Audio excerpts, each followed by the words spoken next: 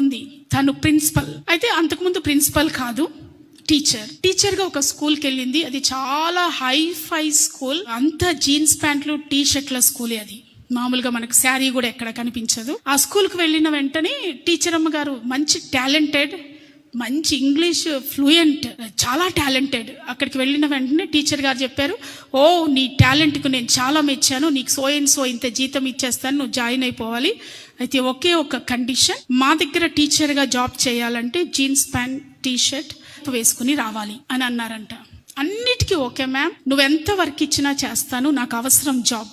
నేను శారీ కట్టుకొని వస్తాను, మంచి రాయల్ శారీస్ కట్టుకుంటాను, నీట్గా ఉంటాను, నేను ఒక దేవుని బిడ్డను, నేను ఒక క్రైస్తవురాలని, నేను వెళ్ళేది పెంతెకోస్తు చర్చికి. అట్లా జీన్స్ ప్యాంట్ టీ షర్ట్లు వేసుకున్నది నేను ఆ బోధలో పెరగలేదు.